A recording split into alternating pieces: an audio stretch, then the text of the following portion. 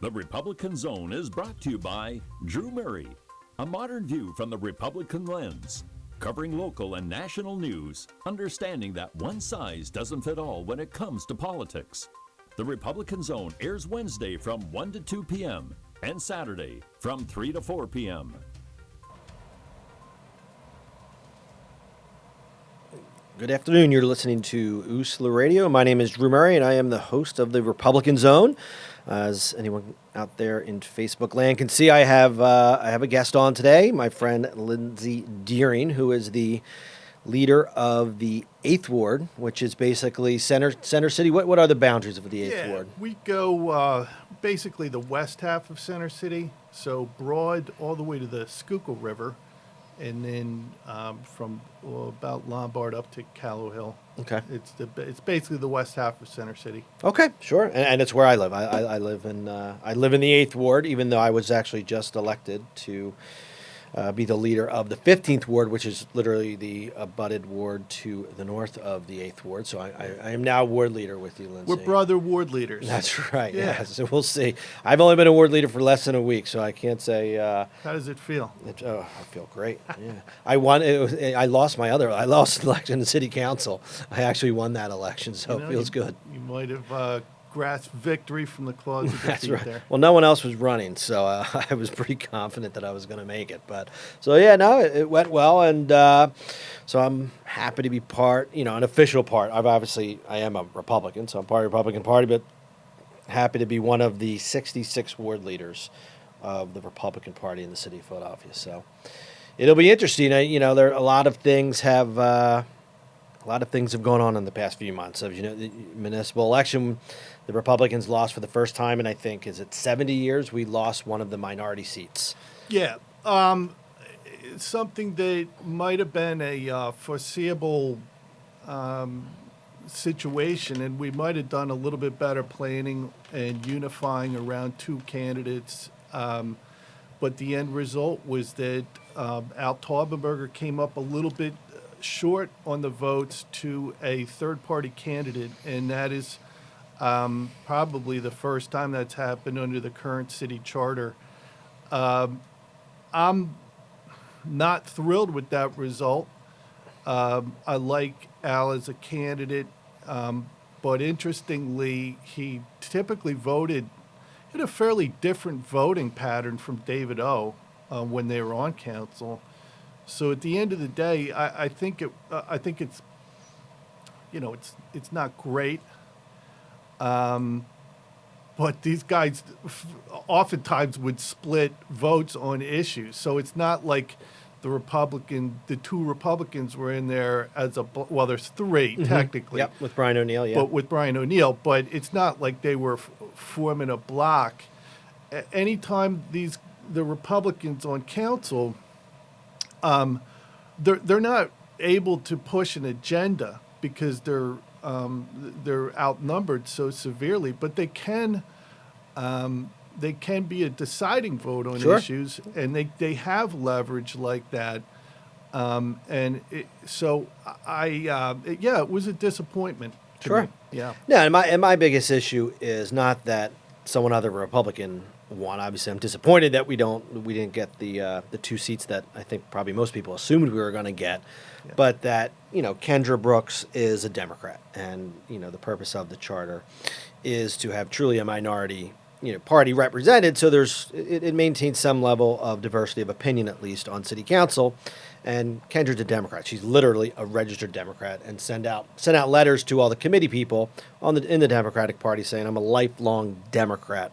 You should vote for me because we want to get Republicans out of city council. So to me, it was, hey, we don't want a diverse view on city council. We want all Republicans out. And hundreds of thousands of dollars came from outside of the city of Philadelphia, very similar to what happened when Larry Krasner was elected. So I feel that it wasn't the election wasn't decided by necessarily the voters as much as a few $100,000 that came from outside of the city. I think you're right that there was outside money. I didn't track that myself. I don't know that, but I wouldn't be surprised at all. But there was also national we don't operate in a vacuum here, and Sure. everybody's following what is a controversial president. We have a president who actually has a pulse for a change, and that's causing conniptions in all parts of the city. So I think national politics played into it as well. Sure.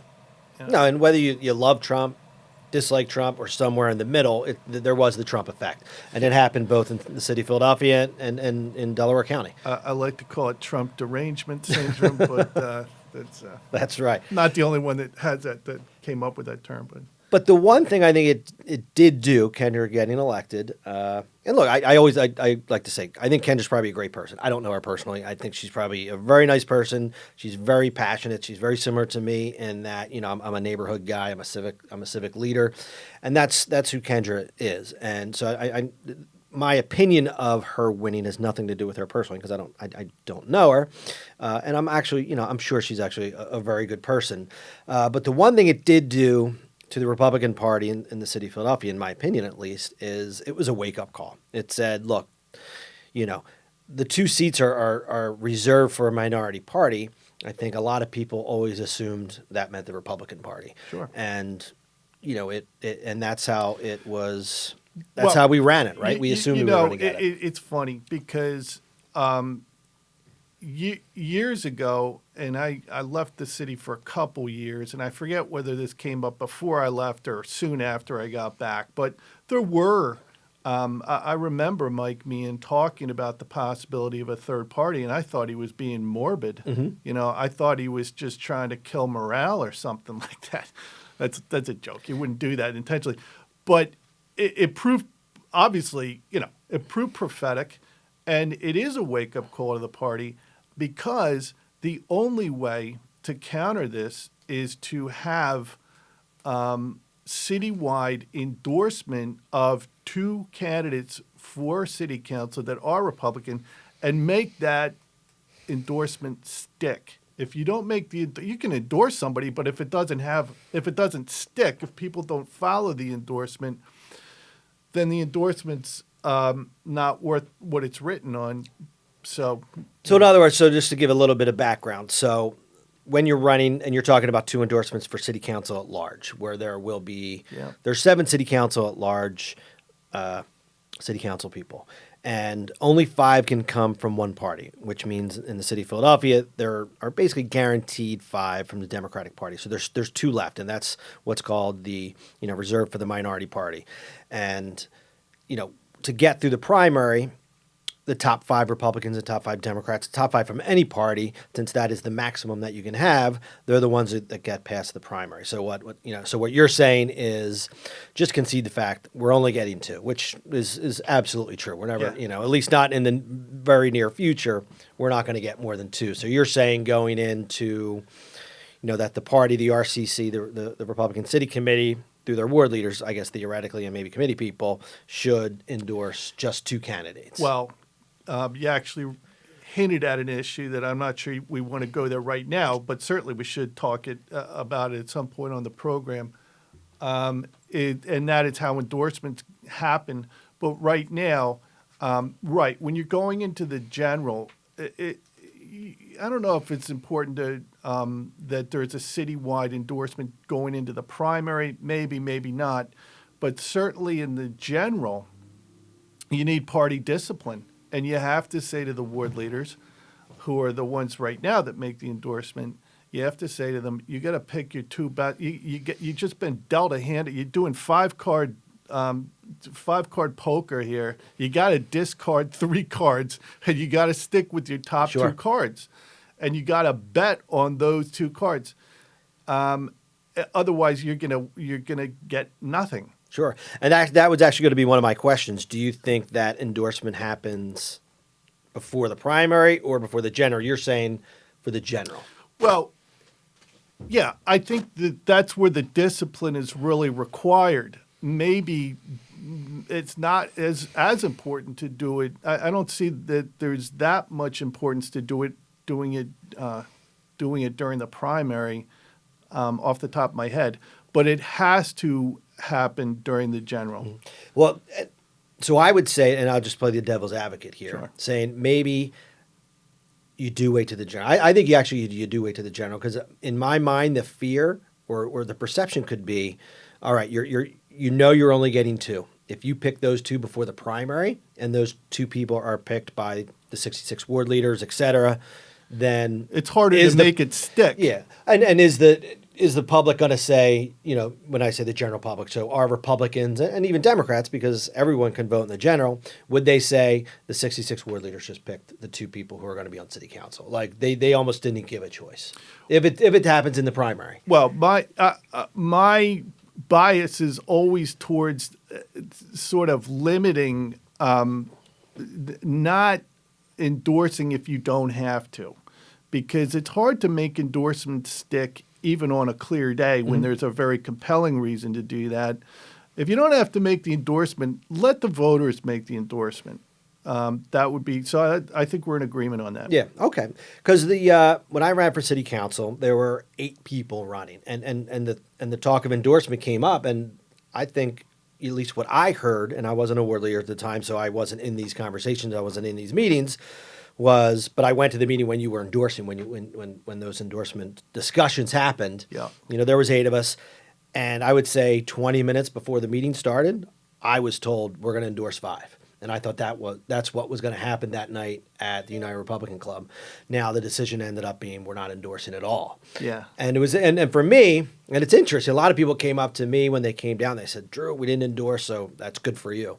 I thought I was actually going to get endorsed. I thought I was kind of the 5th guy on everyone's ballot. I wasn't 1 or 2 on anyone. Like the Northeast guys, because it is very parochial. I thought the Northeast guys had me around 5. I thought even the South Philly guys, and I had only met you a month or 2 before, and I was new to the party, so I know a lot of people. That's why, of course, I want to be number 1 or 2. Right. But I thought I was like the 5th person on everyone's list. So I actually thought I might get endorsed. So I was actually leaning toward, look, let's do endorsements. Wasn't my decision, obviously, but I actually I wanted you guys to vote to endorse because I thought I actually had a good chance to get by.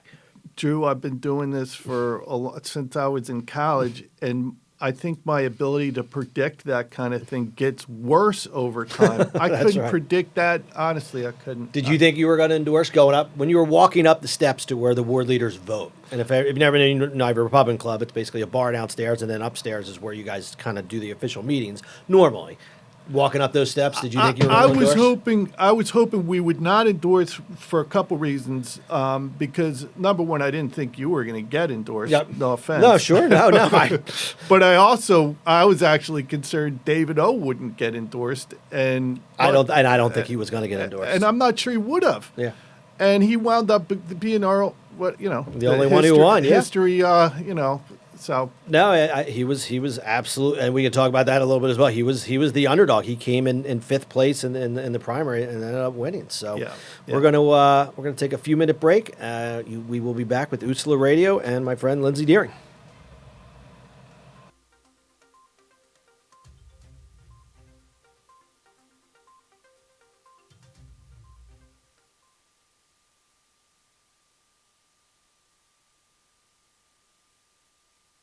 Our hearts are made stronger by how we treat others. Put her there. The light you share can impact those around you, but so can the darkness. Later, twerps. Did Pete saying mean things bother you? So when you reach out to another person, take a moment to consider how they will feel and let your heart be the key to making a difference.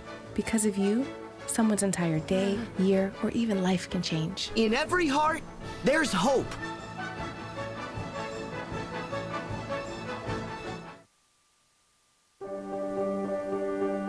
Being prepared is a part of who you are. But it's especially important in the case of a disaster. Be informed about possible emergencies in your area. Make a plan that covers where you go in an emergency. Build a kit with the things you need to survive. There's no one more capable of planning for your situation than you. Start your plan today. Go to ready.gov/myplan.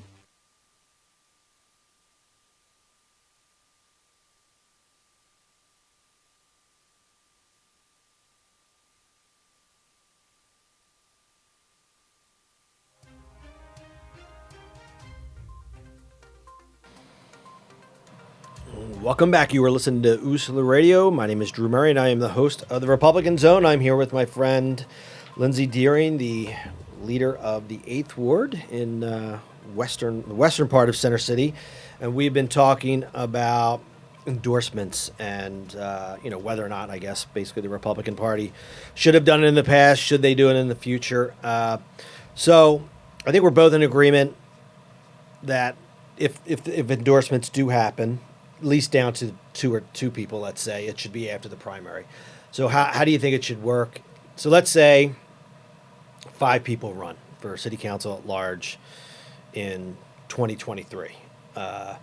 And so all 5 get through the primary. So theoretically, all are on the ballot for the general. And the thought is we're gonna endorse only 2. Right.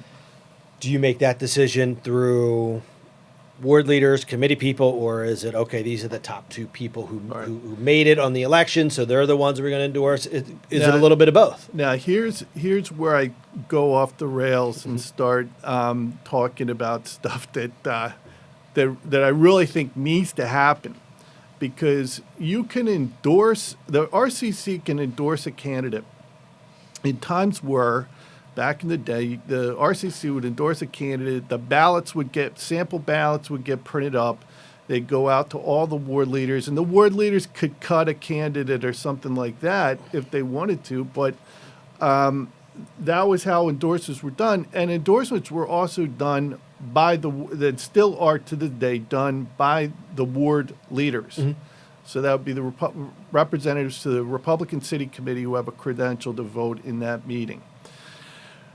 The problem is, I don't know that RCC endorsements count for as much now as they used to count. And part of that is because I think the party as a whole does not feel invested in that endorsement. So my argument is to give the vote to committee people. And this is going to do a couple things. Number one, the endorsements that actually happen are more likely to reflect the results of who the electorate actually wants based on the vote of the committee people. It devolves the selection down a layer. Let me take a quick pause just to say some people might not even know what committee people are. Sure. So yeah. just to explain the way that infrastructure works. So there's 66 wards in Philadelphia. So that means both on the Republican and Democratic side. So there are 66 ward leaders, we'll say on the Republican side. And then below that ward leader, there are around 20 divisions per ward in that Depends on the ward, but 20 to 30. I think 30, we just gained 5 in the 8th ward. I think we're up around 35 now in the 8th. Wow. Yeah. So then each one of those divisions has committee people, and I think there could be 2, and it depends. On the Democratic side, they probably have 2 in every division in every ward in the city.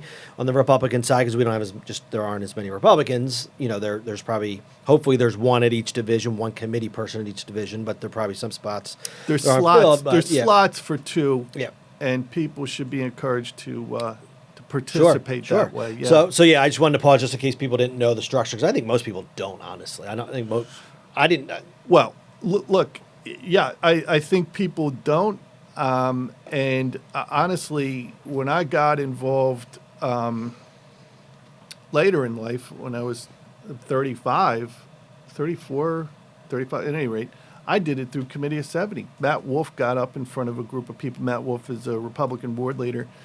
Got up in front of a group of people and talked about running for committee person on the Republican side, elected office. And I picked up the phone and called the 8th ward leader. Next thing you know, that's a different story. But anyway, to get back to one thing that we can offer committee people as an incentive for participating is give them the franchise. If you're going to go to the effort to get on the ballot and to run as a committee person and perhaps do some work within your division, you should have a say in who is leading the Republican Party in the city of Philadelphia. Right now, what happens is you get elected committee person, and you go to what's called a ward organizational meeting, which happens shortly after the election, and you elect a ward leader. So right now, I get a group of people together after the election, and they get to vote for me as ward leader. That's a fate I wouldn't wish on my worst enemy. No, just kidding. But the point is, they're typically not strongly contested elections, and all they're doing is electing somebody who will vote on their behalf on a citywide level. I would love to see a meeting of all committee people across the city where we elect leadership of the Republican Party. We do endorsements this way. And what's going to happen, Drew, is that committee people will see, well, I don't see a lot of Republicans in my neighborhood, but boy, I just went up to a meeting up at, at a large venue where I saw. Oh, it'd have to be huge because I think there's 1,600 divisions. Yeah, so. Where I saw hundreds of fellow Republicans, and boy, there is some strength in these numbers, And we don't do that now. Sure. We should do that, and when we start doing stuff like that, when people start feeling invested in the party, then the party is going to grow, and I don't see any other way to grow it. Now, would you literally do it so there's 1,600 people and each one gets a vote and each vote is the same, or would you still break it down per ward? Meaning, okay, you're the leader of the 8th ward, you hold a vote with your 30 to, let's say, 35 committee people, and they vote 20 to 15 to endorse, candidate X, and then you move forward, and the 8th ward is going to vote for this person to be endorsed. Well, meaning there's still 66 votes, but there's input from the committee people, an official input, not just gathering opinion. I haven't thought it out that far yet, Okay. but in the 8th ward, I give the franchise to the committee people if there is an endorsement. For example, I had them endorse for city council at large. No, I gave them a voter guide. I gave them my opinion on who the candidates were. I said, Drew Murray's a likable guy, does not have any criminal record that I'm aware of. It's a joke, people. There is none. That is a joke. Drew is At least not that you can prove. Drew is a great candidate. We were very glad to endorse him.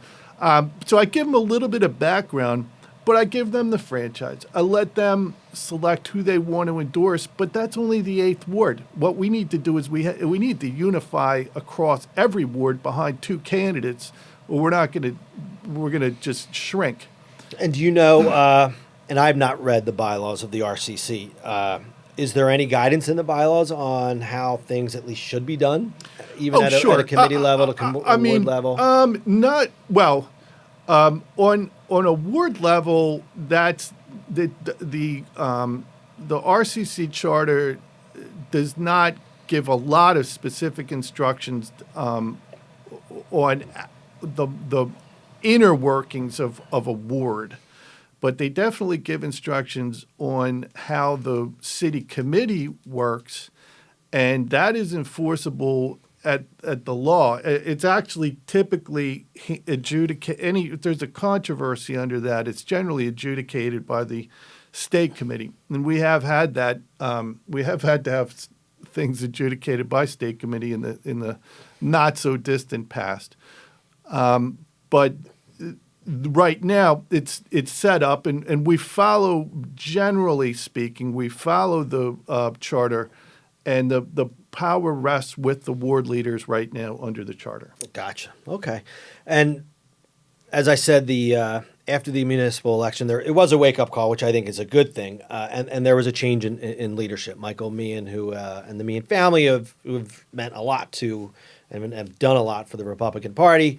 Michael Meehan decided to step down, and we now have a new leader of the Republican City Committee in Martina White, who is a state representative. So it's interesting, if for no other fact, that she is the first woman who has been elected in the city of Philadelphia as the leader of a major party, Democrat or Republican.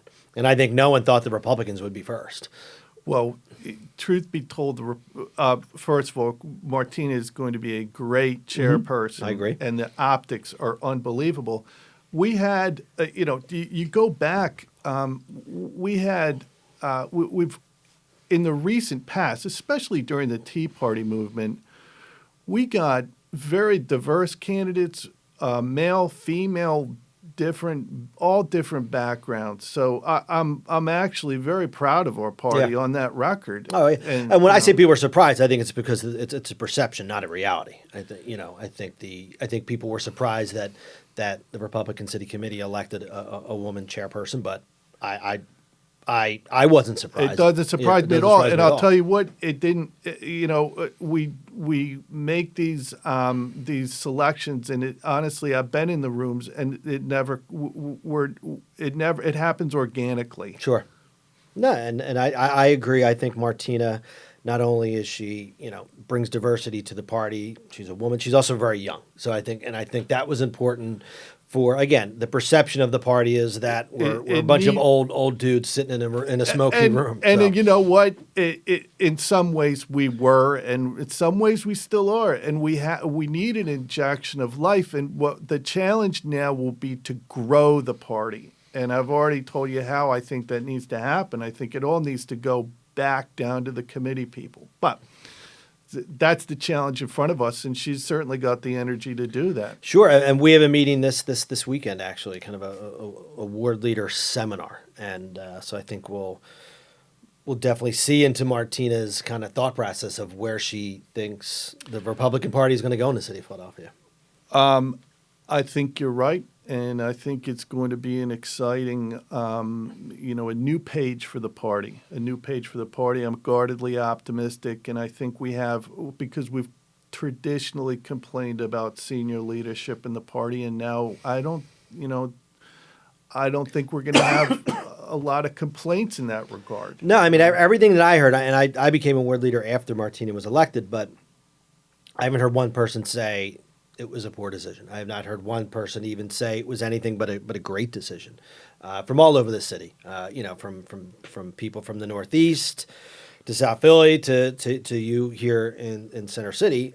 All I've heard are good things. I've always heard good things about Martina, but Martina being the leader of the Republican City Committee. So. Well, she's got the energy, she's got the youth, and I'm like I say, I'm guardedly optimistic. No, I agree 100%. So we're coming up on our second break. We're going to take a couple of minutes, and I will be back with Lindsey Deering, the leader of the 8th Ward.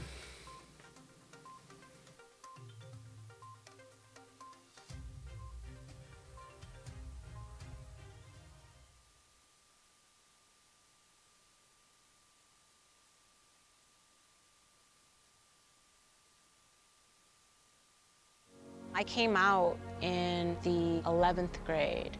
Nobody was embracing you. The kids were cruel. It was very difficult to be gay. Not completing high school is more of a social thing than it was an academic thing. And even though all these years have passed, I still had that longing to have my diploma. I have a mentor, Maria, and she convinced me to continue my education. Just never judges. She's a true role model. From the depths of my heart, I thank you, Maria, for being a friend and a beautiful person. No one receives a diploma alone, and I'm honored to share this moment with you. Thank you. If you're even considering getting your high school diploma, go get it. You can do it.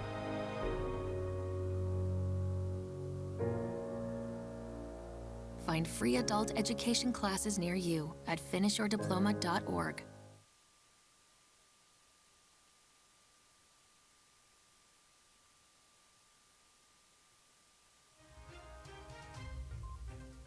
Welcome back. You are listening to Usula Radio. My name is Drew Murray, and I'm the host of the Republican Zone. I am here with my friend Lindsey Deering, who is the leader of the 8th Ward, and we've been talking about, we reviewed the municipal elections, we reviewed kind of the, Lindsey's thought process on endorsements, and, we talked about Martina White and how we think we both are in agreement. She's gonna do a great job in leading the RCC in the right direction. RCC, Republican City Committee. So it'll be interesting to see, in my opinion, especially as a new.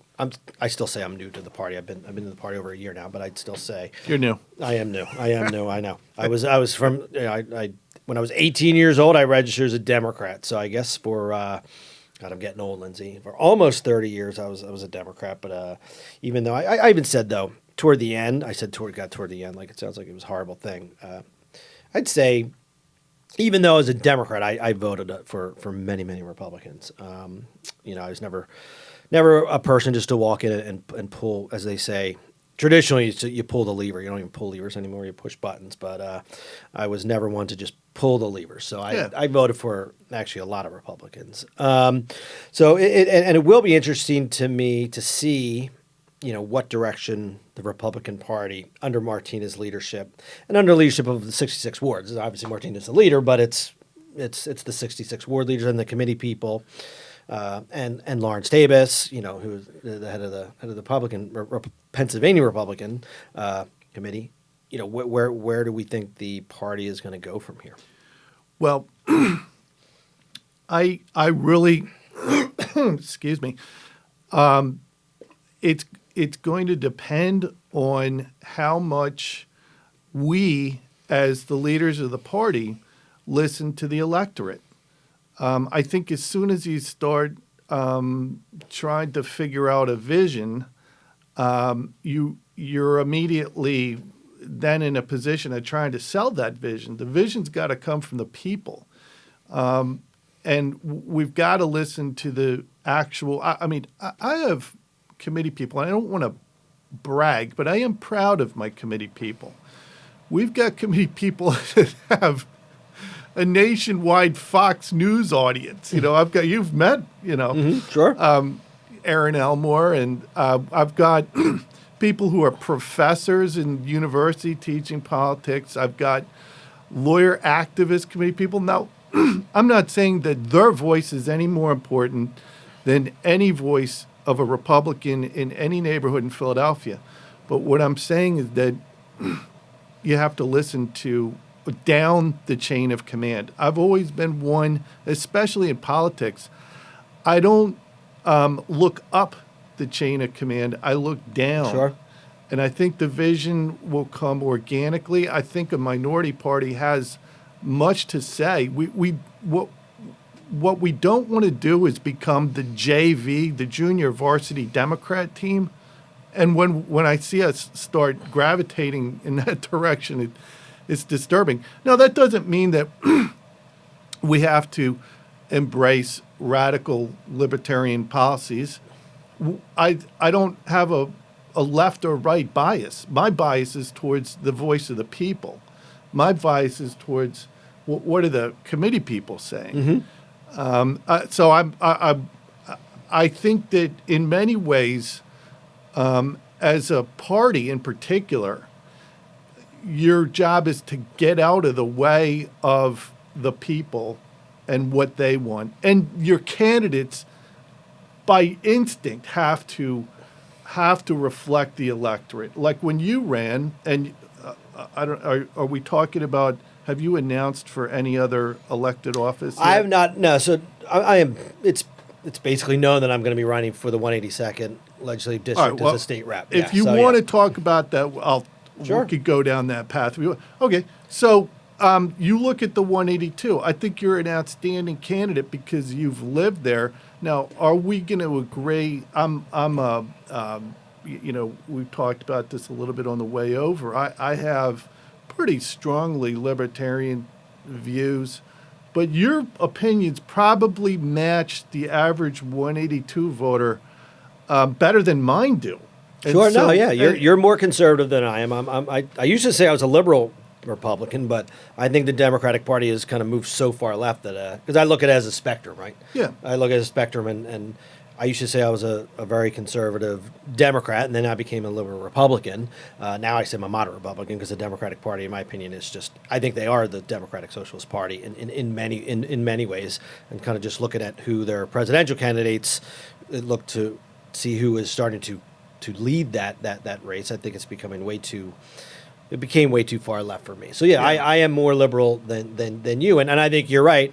If you want any chance to win in the 182nd, if a ultra far right conservative libertarian were to run, they have no shot. I'm a long shot, or they just don't run on that issue. Yeah. But as a ward leader who's entirely in the 182, I'm going to stay out of your way.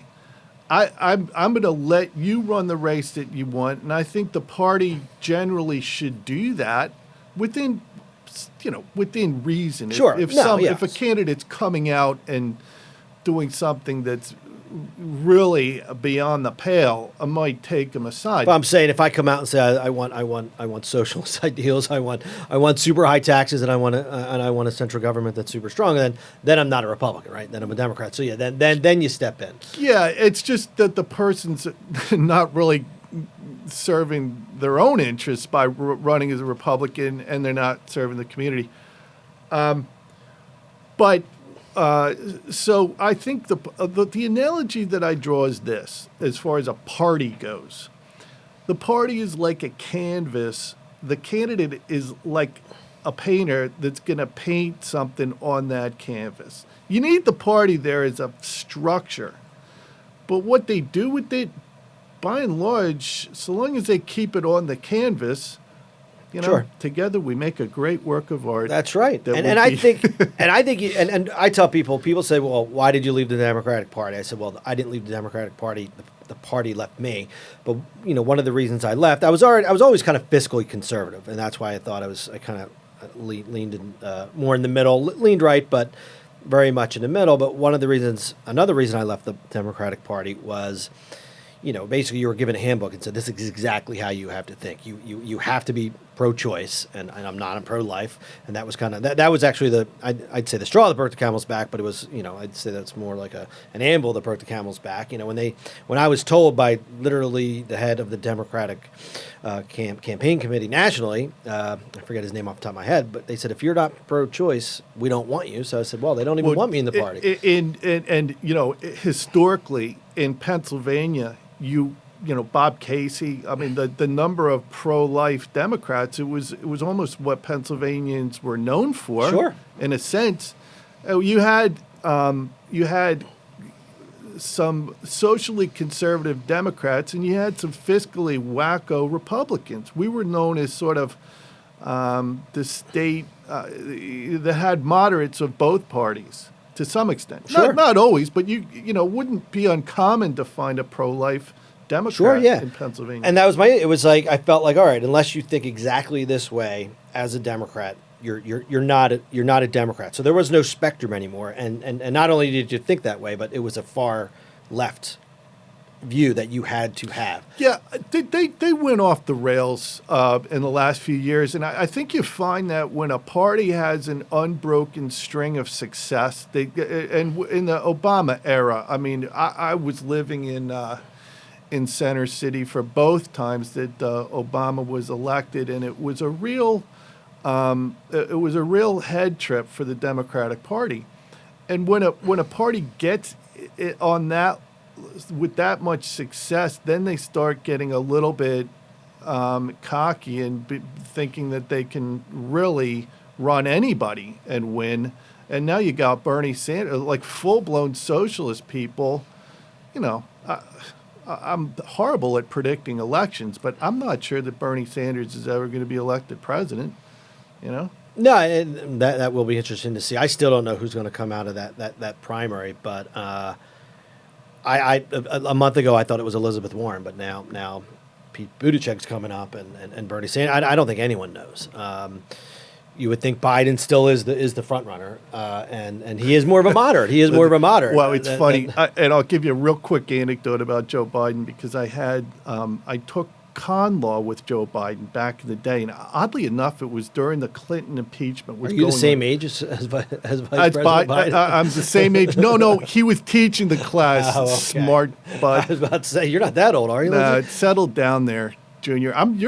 We're about the same age. No, at any rate, so Biden was teaching the class. So it was me and 5 or 6 other kids in law school for a 2-hour seminar Saturday mornings for a semester.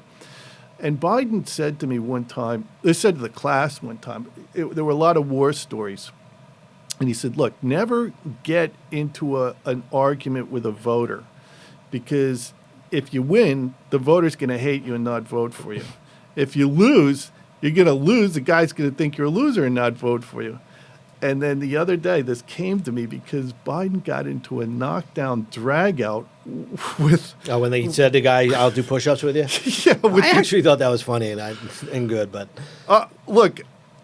The point is, he broke his own rule. You don't get into a fight with a voter, and it was a particularly ugly fight at that. I thought it was funny. I thought the guy said he was too old, and I kind of do think Biden's too old. But of all, he wasn't critiquing Biden for being old. He brought up the issue with the Ukraine.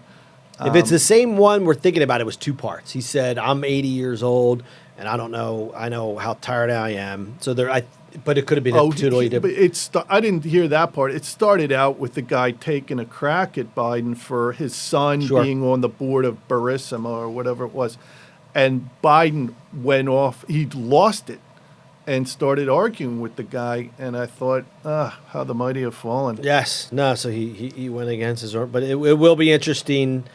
I can't wait to see who comes out of the primary on the Democratic side, because normally you have a feeling you kind of know what's going to happen. I really don't know. I don't know if it's Biden, Buttigieg, Bernie Sanders, Elizabeth Warren, and it's interesting to see. As a Republican and wanting Trump to win, do you want someone who is, I think Bernie Sanders is an automatic loss in the general, because he is too far left. Yeah. Someone like Biden, who's a moderate, is more likely to, or I should say, has a better chance. I think President Trump wins, but I think Biden has a better chance than any of them to beat Trump. So, who do you want as a Republican? Who do you want?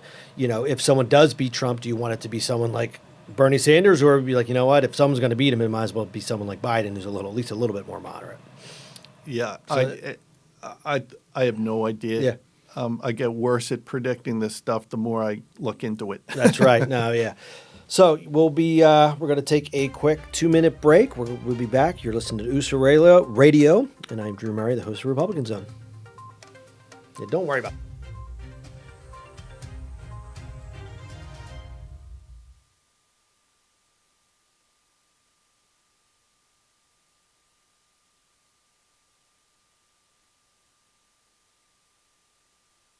Sometimes the things we do or say can make others feel hurt, excluded, or isolated. Everything you say and do creates an impact. How am I supposed to save the whole world? You can't think about saving the world. You have to think about saving one person. Because of you, someone's entire life can change. You don't have to be a superhero to have a positive impact. Friends? Friends.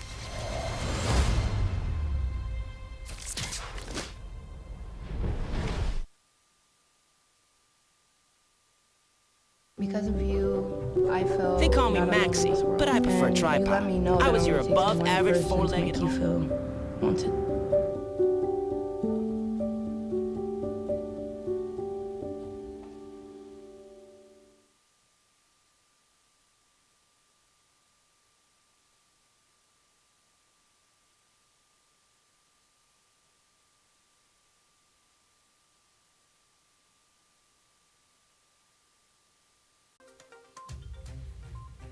Welcome back. You're listening to USA Radio. I'm Drew Murray, and I'm the host of the Republican Zone, here with the leader of the 8th Ward in the city of Philadelphia, Lindsey Deering. We've been talking about, a lot of different issues. I guess we started to kind of touch on the 2020 race and who, I guess both of us say we have no clue who the Democrats are going to bring forward against President Trump. I personally believe that, look, Trump is you love him or you hate him, and there's a few people in the middle, but, it's and I don't know if the word divisive is correct, but I think when I talk to Democrats, they think he's losing in November without a doubt. I talk to Republicans, they think he's going to win without a doubt. I personally do think he's going to win because, just looking at the pure economics of it, my belief is people vote their wallet. I think no matter who it is, even if someone didn't like Obama at the time, if the economy is good, which it was pretty good when he was running for his second term, it's like, if it ain't broke, don't try to fix it. I think people are going to vote for Trump, and I think he's going to win. And I don't know if it's a landslide, but I think he's going to win convincingly.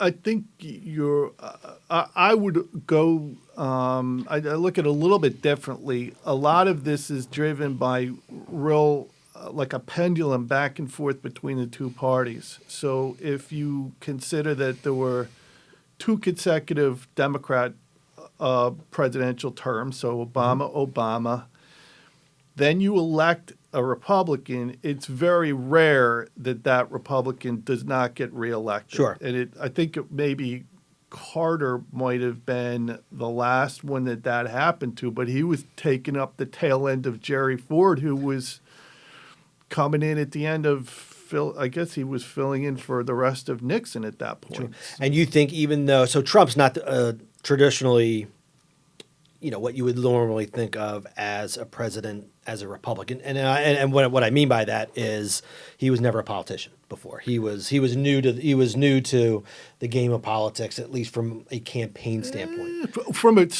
Meaning, he didn't hold public office before the office. Certainly from I mean, he had dabbled in presidential politics.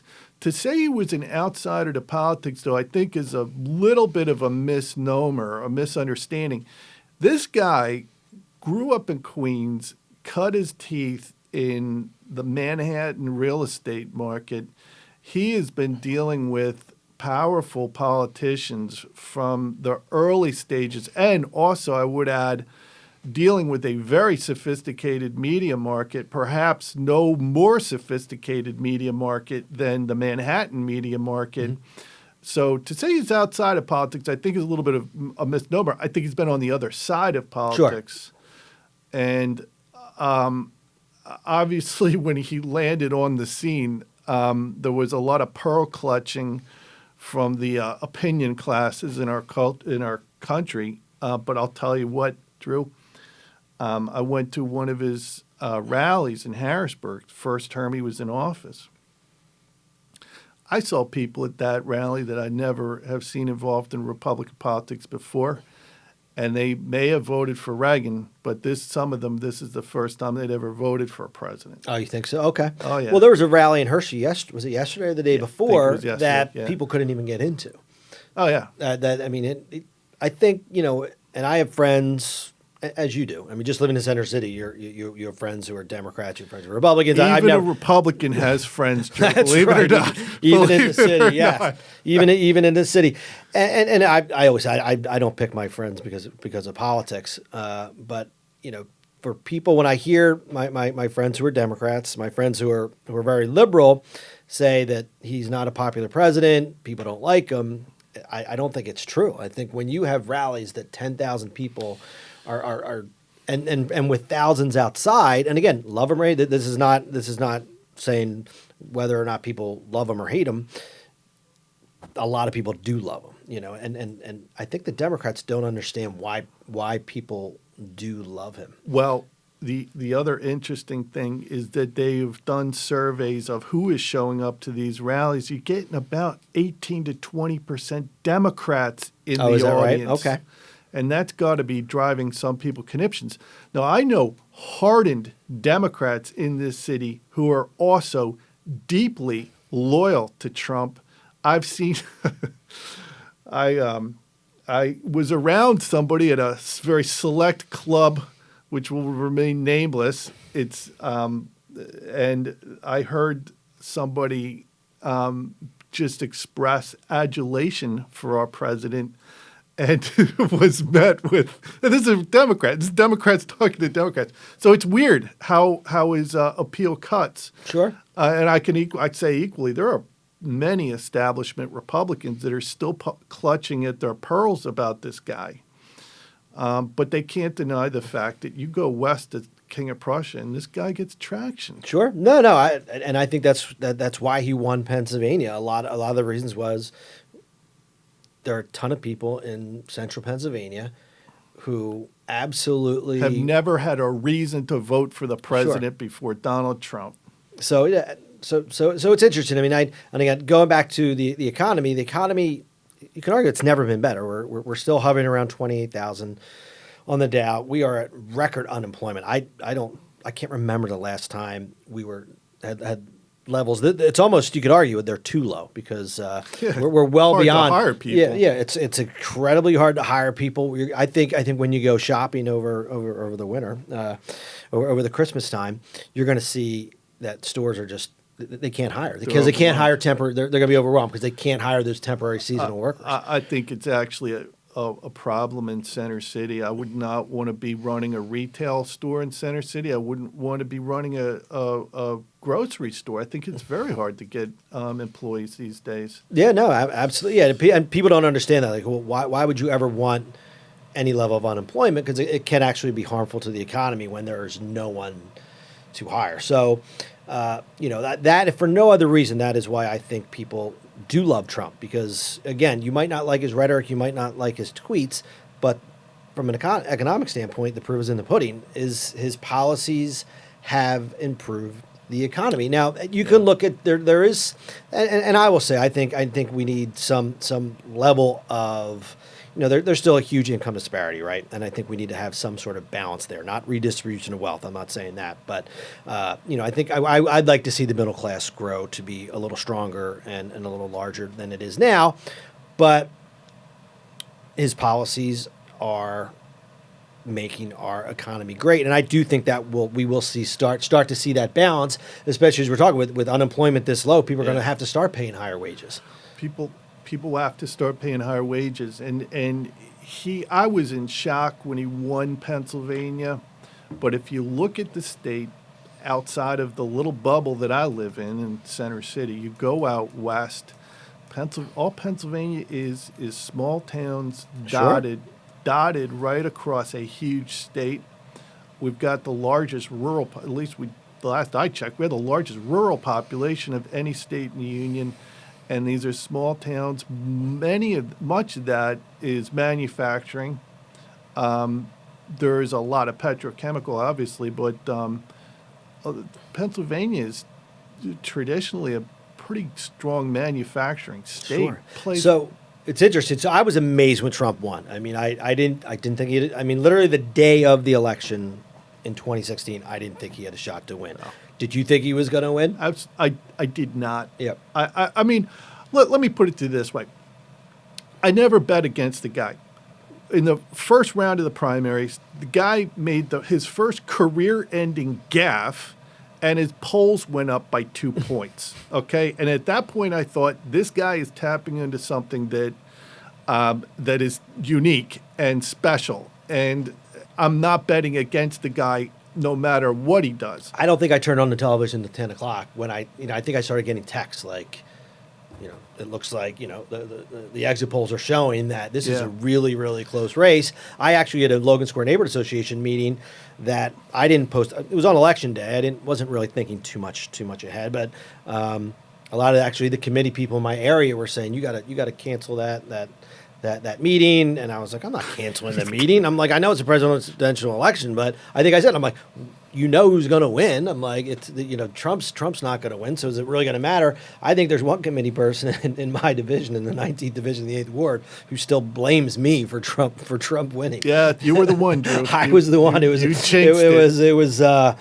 those 30 votes for Trump. Actually, there were probably only 3 votes for Trump, and the 19th division is a very liberal division. I think there's only 10 Republicans. You know that Trump did better than Romney in Philadelphia. Is that right? He did.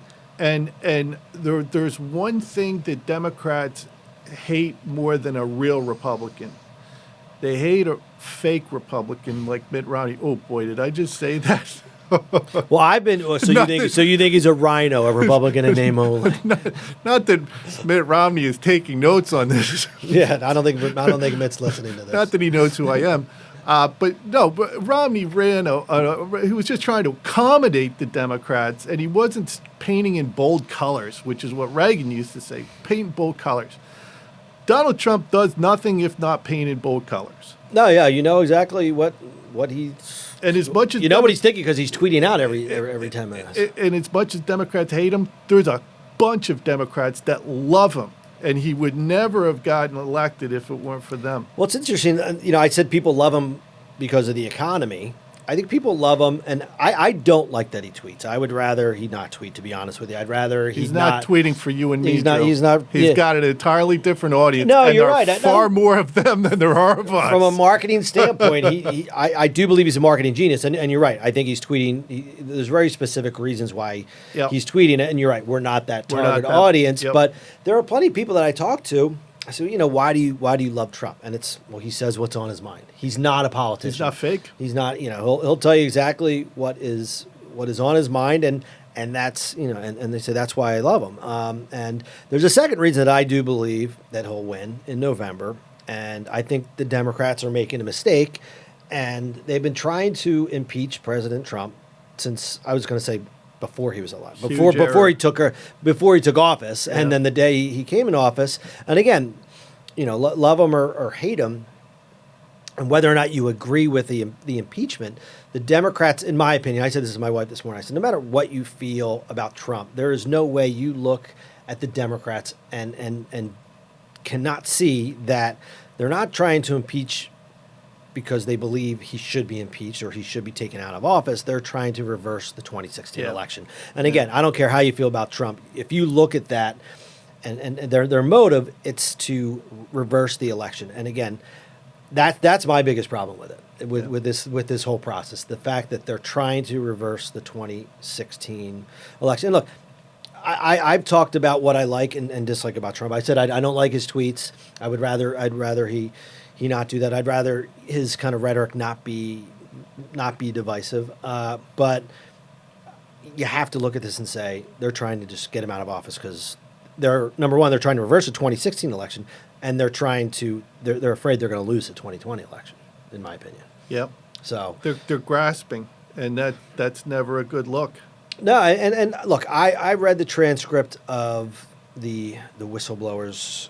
The whole reason he's being impeached. And that makes one of us. I actually read it, and I looked at it, and I said, look, he says that it was a perfect conversation. I don't know if it was perfect. Did he cross a line? He definitely was on the line. Did he cross it? Maybe not.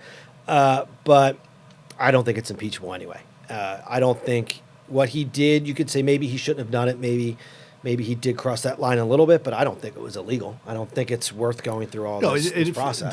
There is an argument out there that he had a legal obligation to track down that corruption, and since there were jurisdictional issues, you can't go, you can't necessarily intervene formally in another country's affairs. There's a theory out there that he was doing what he was obligated to do. Sure. I mean, if his thought process was, I want to make, look, there was a lot of talk that the Russians interfered with the election, and I believe they did. If there is thought that Ukraine could interfere with the 2020 election, then he was obligated to do it. Now, whether or not he crossed any lines is up to debate, and we're kind of running out of time to have that debate this time. So we'll have to have Lindsey back, maybe in 6 months when we know who the Democratic candidate's going to be. Thank you for coming, Lindsey. Hey, Drew, it's a pleasure. Thank you very much for having me. All right.